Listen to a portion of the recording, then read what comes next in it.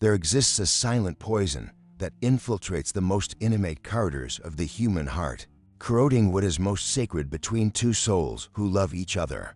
Have you ever felt that inexplicable sting when you saw your partner smile at another person? That tightness in your chest that whispers lies about betrayal where only kindness exists. This is not merely a common human emotion.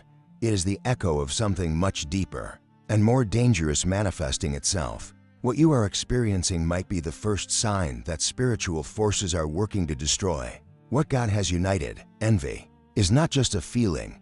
It is a door left ajar for influences that can transform love into paranoia, trust into suspicion, and peace into constant torment. But how do you distinguish between legitimate concern and the venomous whispers that spring from the depths of a wounded soul? Why do some people seem immune to these attacks, while others consume themselves in flames of jealousy that destroy everything around them?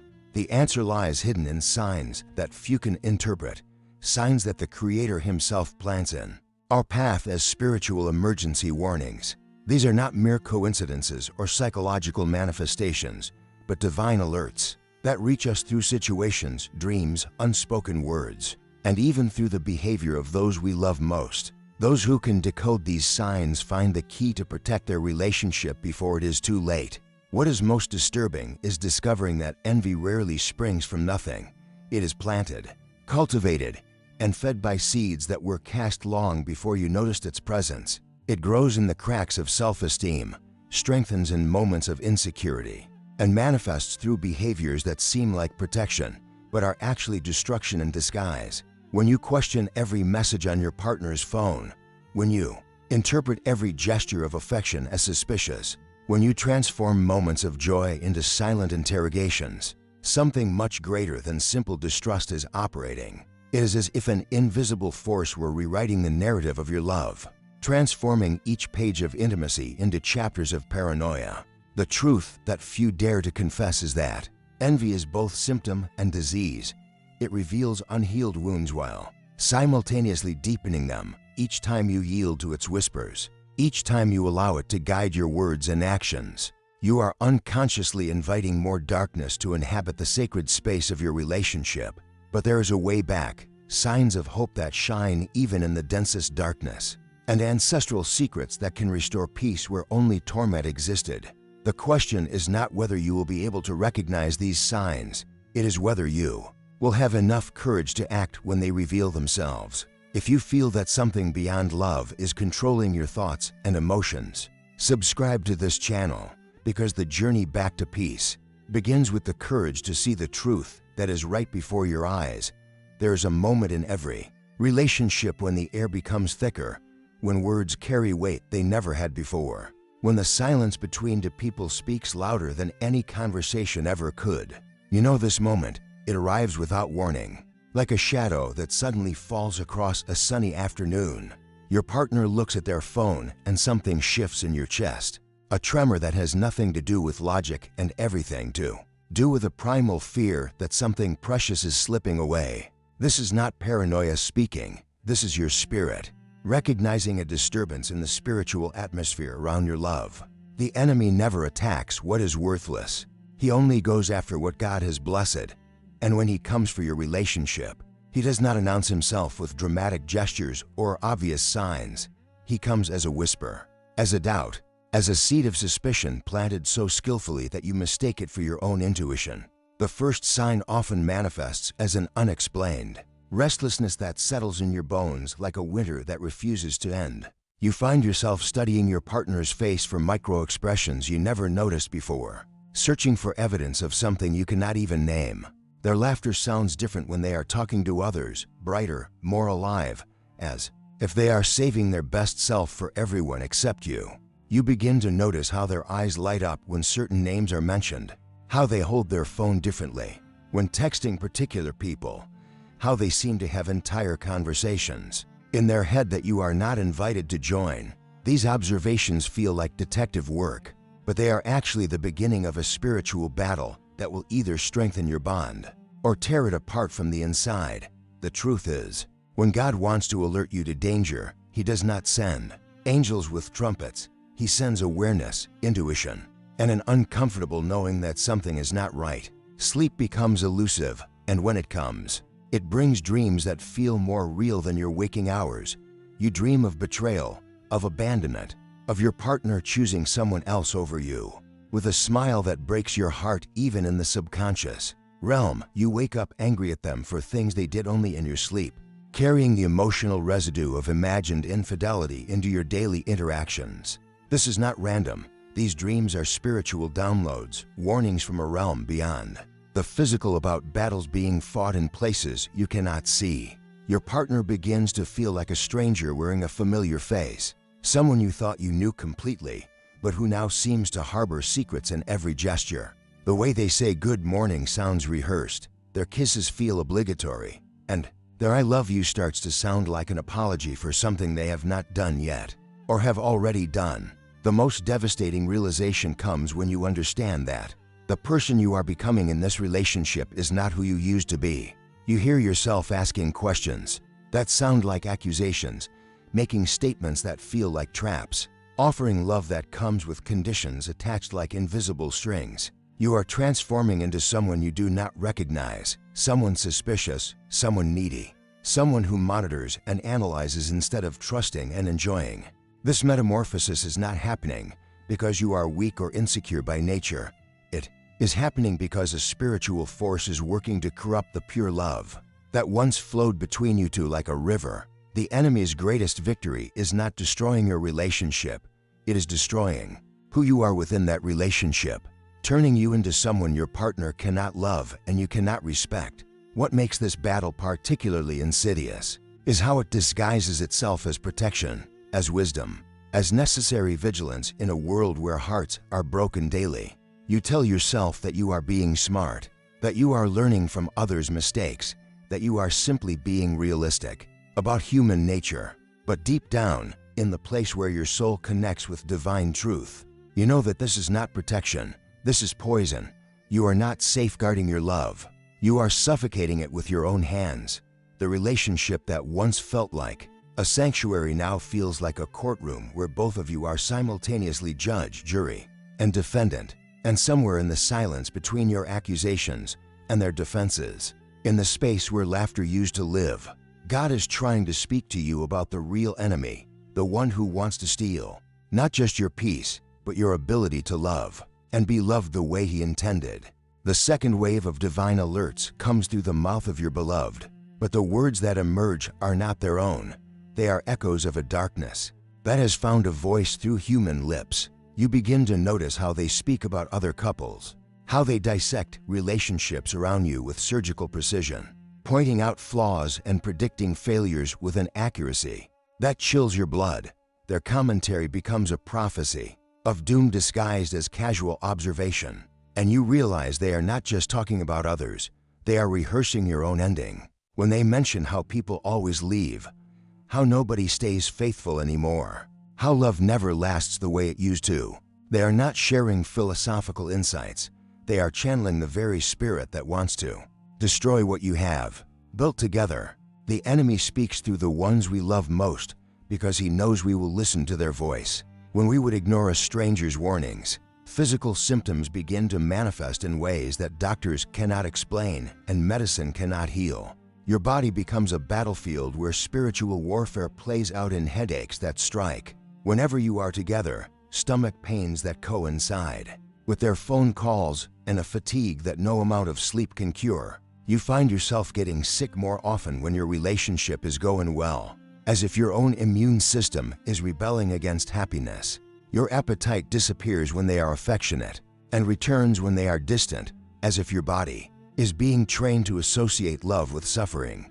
These are not psychosomatic responses, these are spiritual alarms going off in the temple of your flesh, warning you that something beyond the physical realm is attacking the foundation of your connection. Your body knows before your mind does that you are under siege, and it responds the only way it knows how, with symptoms that force you to pay attention to what your heart wants to ignore.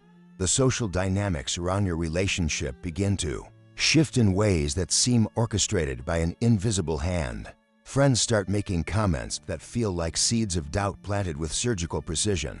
Family members begin questioning your partner's intentions with a concern that feels more like sabotage than care, and strangers seem to appear at just the right moments to share stories of betrayal and heartbreak that mirror your deepest fears. You notice how certain people drain your energy when you talk about your relationship, how they ask questions that feel like interrogations, how they offer advice that sounds like wisdom but leaves you feeling more confused than before.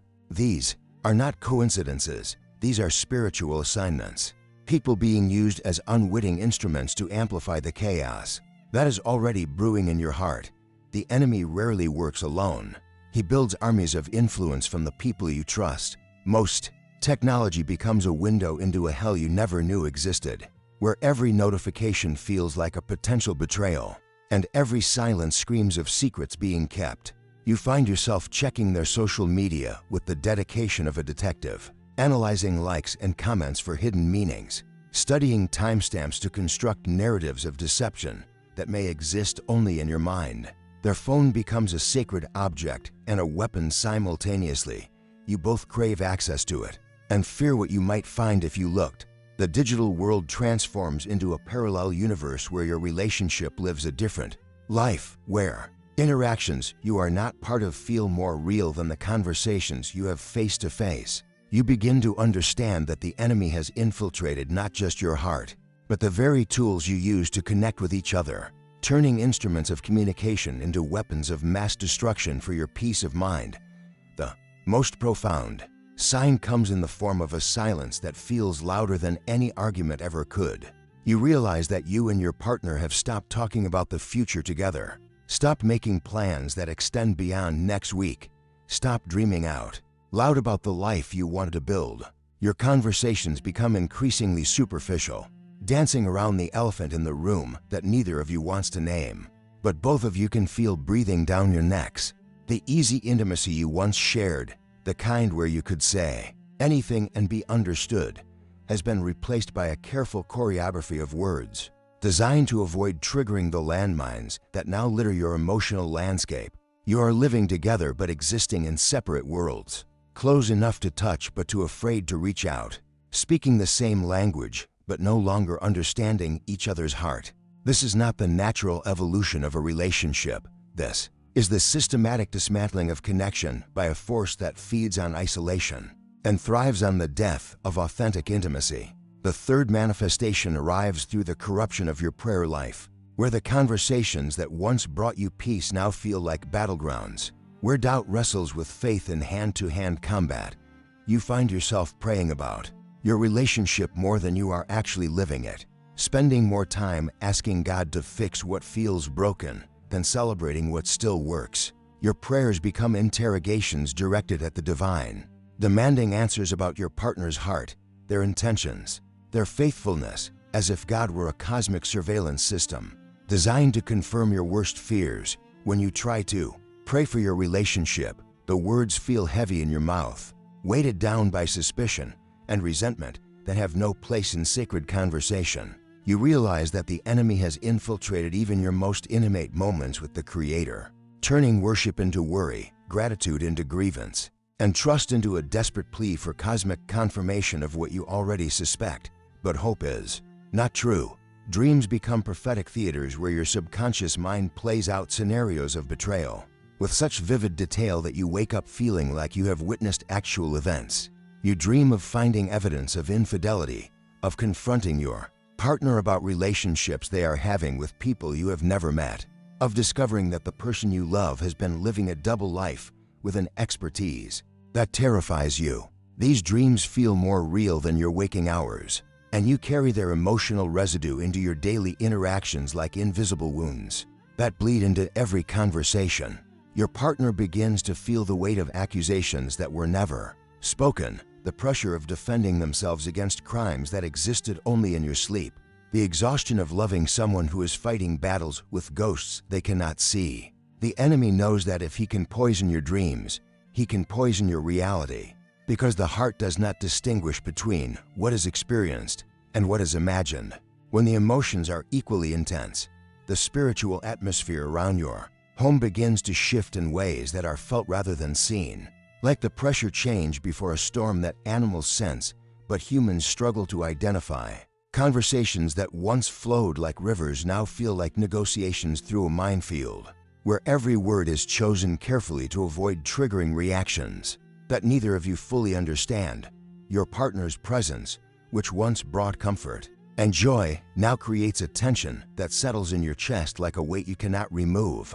You notice how arguments seem to start from nowhere, escalating with a speed and intensity that surprise both of you, as if you are not just fighting each other but fighting something that is fighting through you. The peace that once characterized your relationship has been replaced by an undercurrent of unease that makes both of you walk on eggshells in what should be your safest space. Physical intimacy becomes a complicated dance where bodies connect but souls remain guarded, where touch feels like a question and response feels like a lie. You find yourself studying your partner's face during moments of closeness, searching for signs of disconnection, for evidence that they are thinking about someone else, for proof that their heart is not fully present even when their body is. The vulnerability that once made physical intimacy sacred now feels dangerous, like exposing your throat to someone who might be holding a knife. You begin to understand that the enemy's attack on your relationship is not just emotional or spiritual, it is physical, designed to corrupt the very language through which love is expressed most intimately. When you can no longer trust the person you share your bed with, when their touch raises questions instead of providing answers, you know that something beyond human understanding is working to separate what God intended to be united. The most heartbreaking realization comes when you understand that you are not just losing your partner, you are losing yourself in the process of trying to hold onto them. You have become someone who monitors instead of trusts, who questions instead of believes, who sees threats in every interaction and danger in every smile. The person you were when you fell in love feels like a stranger from another lifetime, someone naive enough to believe in forever, innocent enough to love without conditions, brave enough to trust without guarantees. You are transforming into someone your former self would not recognize, someone your partner cannot fully love because you cannot fully love yourself. This metamorphosis is not happening because you are weak or because love has failed. It is happening because you are under spiritual attack, and the enemy's greatest victory is not destroying your relationship, but destroying who you are within it, turning you into someone who cannot receive love even when it is freely given. The fourth revelation comes through the distortion of time itself, where moments that should be treasured become evidence to be analyzed, and memories that once brought joy now feel like crime scenes to be investigated.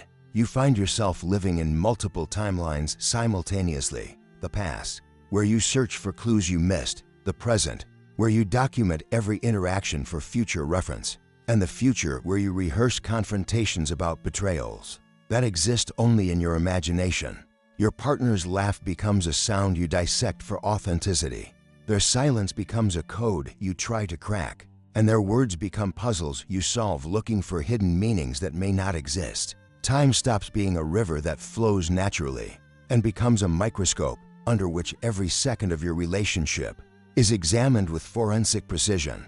You realize that you are no longer living your love story, you are investigating it, and in doing so, you are killing the very thing you are trying to protect. The enemy's presence begins to manifest through the people who surround your relationship, not as obvious opposition, but as subtle influence that slowly erodes the foundation of what you have built together. Friends begin to share stories of betrayal with an urgency that feels less like concern and more like programming. Family members start asking questions about your partner's faithfulness with a persistence that plants seeds of doubt in soil that was once fertile with trust. Social media becomes a battlefield where you find yourself comparing your relationship to others with a desperation that feels like drowning, where every happy couple's photo becomes evidence of what you are lacking rather than inspiration for what you could become.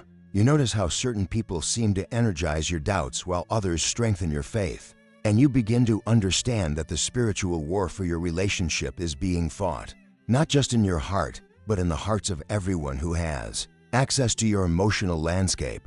Physical manifestations of spiritual warfare begin to appear in ways that medical science cannot explain, but faith understands perfectly. You develop insomnia that coincides with your partner's presence, as if your body refuses to rest when they are near, as if some part of you has been programmed to remain vigilant even in sleep. Your appetite disappears when your relationship is going well and returns when conflict arises, as if your body has learned to associate peace with danger and chaos with normalcy. Headaches arrive without warning during moments of intimacy, and exhaustion settles in your bones when you should feel most alive. These are not random symptoms, these are spiritual alarms. Your body's way of alerting you to a battle that is being fought in realms beyond the physical. Warnings that something is trying to separate what God has joined together by attacking the very vessel that houses your soul. The most devastating sign comes through the transformation of your own voice, where words that once carried love now carry suspicion, where conversations that once built bridges now build walls, where the tone you use with your partner sounds like someone you do not recognize and do not want to become. You hear yourself asking questions that sound like accusations, making statements that feel like traps, offering love that comes with conditions attached like invisible contracts. Your partner begins to respond to you with the wariness of someone who has learned that every interaction is potentially dangerous, that every moment of vulnerability might be used as ammunition in a war they did not start and do not understand. You realize that the enemy has not just attacked your relationship, he has attacked your ability to love, your capacity to trust, your willingness to be vulnerable. He has turned you into someone who cannot receive love because you cannot give it freely, someone who cannot trust because you cannot be trusted with your own heart. The silence that settles between you and your partner becomes a living thing, a presence that occupies the space where laughter used to live, where dreams used to grow, where the future used to feel possible. You find yourselves existing in the same physical space, but living in different emotional universes, close enough to touch but too afraid to reach out, speaking the same language, but no longer understanding each other's heart. This is not the natural evolution of a relationship. This is the systematic destruction of connection by a force that feeds on isolation and thrives on the death of authentic intimacy. You begin to understand that what you are experiencing is not just relationship problems. It is spiritual warfare, and the battlefield is your heart, your mind, your soul, and the sacred space between you and the person you love more than life itself. The fifth dimension of divine warning reveals itself through the corruption of your own reflection, where the person staring back at you in the mirror feels like a stranger wearing your face, someone whose eyes carry shadows that were not there before this battle began.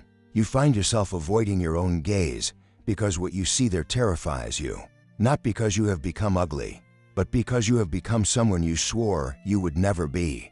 The confident person who once entered this relationship with an open heart and clear vision has been replaced by someone who questions everything, trusts nothing, and loves with a desperation that feels more like drowning than devotion. Your laughter sounds forced even to your own ears.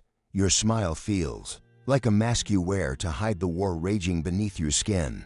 And your words carry a weight that makes even casual conversation feel like emotional labor. This transformation is not happening because you are weak or because love has failed. It is happening because you are under spiritual attack. And the enemy's greatest victory is not destroying your relationship, but destroying who you are within it. The spiritual atmosphere around your relationship begins to affect everyone who comes into contact with it, like a contagion that spreads through your social circle, leaving confusion and discord in its wake. Friends who used to enjoy being around you and your partner now find excuses to avoid group gatherings. Family members begin to express concern about changes they cannot quite articulate, and even strangers seem to sense the tension that follows you like an invisible cloud. Children and animals, who are naturally sensitive to spiritual disturbances, begin to react differently to your presence. Babies cry when you hold them. Dogs become anxious when you enter a room, and even plants in your home seem to wither despite your care. You realize that the battle for your relationship is not contained within the boundaries of your personal experience. It is radiating outward, affecting the very fabric of peace wherever you go. The enemy knows that if he can make your love toxic to others, he can isolate you from the support systems that might help you recognize and resist his influence. Dreams become prophetic theaters where your subconscious mind receives downloads of information that feel more like divine warnings than random neural firings. You dream of conversations your partner is having with people you have never met, of emotional connections that exist in parallel to your relationship, of betrayals that feel so real you wake up with your heart racing and your sheets soaked in sweat. These dreams are not products of an overactive imagination. They are spiritual intelligence, glimpses into realities that exist beyond your physical perception, warnings from a realm where truth is not filtered through human deception or self-protection. Your partner begins to feel the weight of accusations that were never spoken, the pressure of defending themselves against crimes that existed only in your sleep, the exhaustion of loving someone who is fighting battles with ghosts they cannot see. The enemy knows that if he can poison your dreams, he can poison your reality, because the heart does not distinguish between what is experienced and what is imagined. When the emotions are equally intense, the most profound sign comes through the systematic dismantling of your ability to receive love, even when it is freely and genuinely offered. Your partner's words of affection begin to sound like lies, their gestures of care feel like manipulation, and their presence in your life starts to feel more like a burden than a blessing. You find yourself rejecting the very thing you claim to want most: authentic connection, unconditional love, and emotional security, because you have been programmed to view these gifts as threats to your survival. This is not natural human behavior. This is spiritual conditioning, the enemy's masterpiece of deception, where he convinces you that the cure is actually poison, that safety is actually danger, that love is actually a weapon being used against you. Your heart becomes a fortress designed to keep out the very person you built it to protect. And you realize that you are not just losing your relationship, you are losing your ability to love and be loved the way God intended. The breaking point arrives not with dramatic revelation, but with quiet recognition that you have become a person you do not recognize, living a life you do not want. In a relationship that feels more like warfare than worship, you understand that the enemy's strategy was never to destroy your love quickly and obviously.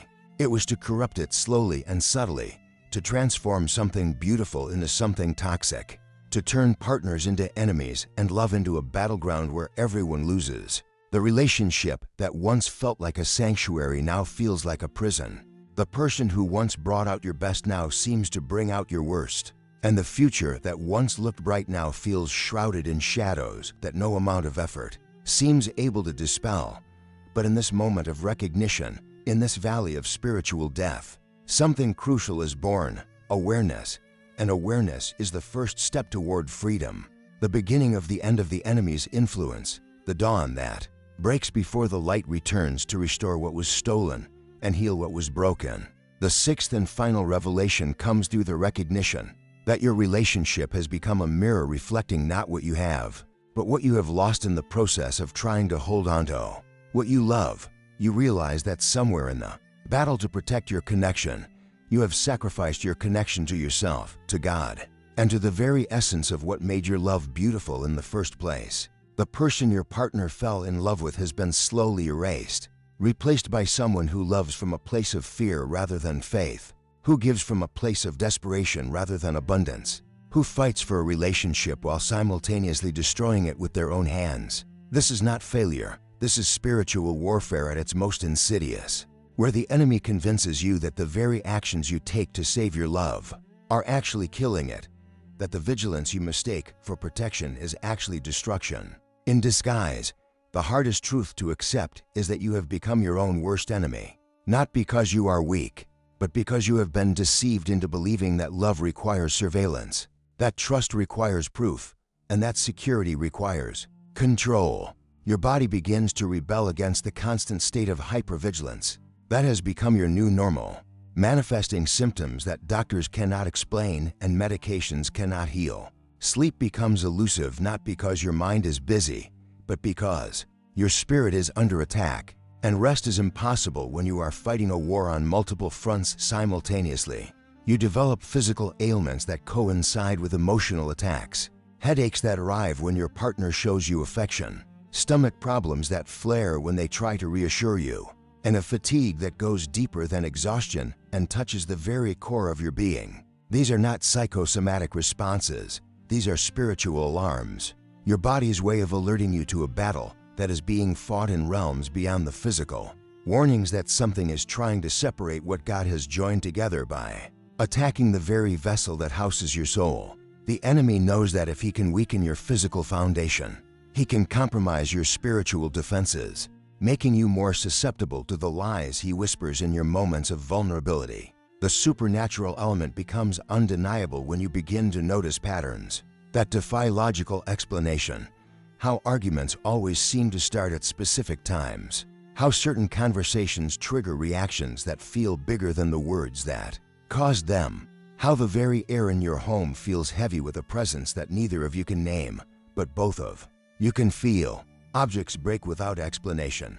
Technology malfunctions during important conversations. And even the weather seems to reflect the emotional climate of your relationship with an accuracy that feels more like divine intervention than coincidence. You realize that the battle for your relationship is not just emotional or psychological.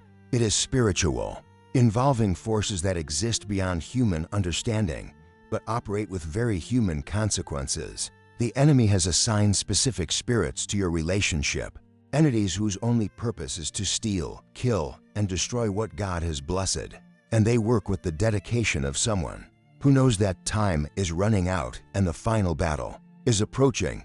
Your prayer life becomes a battlefield where worship turns to warfare, where gratitude transforms into grievance, and where the conversations that once brought you peace now feel like negotiations with the divine about the fate of your love. You find yourself praying more about your relationship than you are actually living it, spending more time asking God to fix what feels broken than celebrating what still works, demanding answers about your partner's heart as if the Creator were a cosmic surveillance system designed to confirm your worst fears. When you try to pray for your relationship, the words feel heavy in your mouth, weighted down by suspicion and resentment that have no place in sacred conversation. You realize that the enemy has infiltrated even your most intimate moments with God, turning worship into worry, faith into fear, and trust into a desperate plea for cosmic confirmation of what you already suspect. But hope is not true. The most devastating realization comes when you understand that you are not just losing your partner. You are losing yourself in the process of trying to hold onto them, becoming someone who cannot receive love because they cannot give it freely, someone who cannot trust because they cannot be trusted with their own heart. The relationship that was supposed to be a reflection of God's love has become a distortion of it, a funhouse mirror that shows you everything you fear about yourself and nothing that you hope to become. You have transformed into someone who monitors instead of trusts, who questions instead of believes, who sees threats in every interaction and danger in every smile. And you realize that this transformation is not happening because you are weak or because love has failed. It is happening because you are under spiritual attack. And the enemy's greatest victory is not destroying your relationship, but destroying who you are within it. But in this moment of recognition, in this valley of spiritual death, something crucial is born: awareness that you are not fighting flesh and blood, but principalities and powers, and that the battle for your relationship is actually a battle for your soul, your identity, and your ability to love and be loved the way God intended before the enemy convinced you that paradise was actually prison.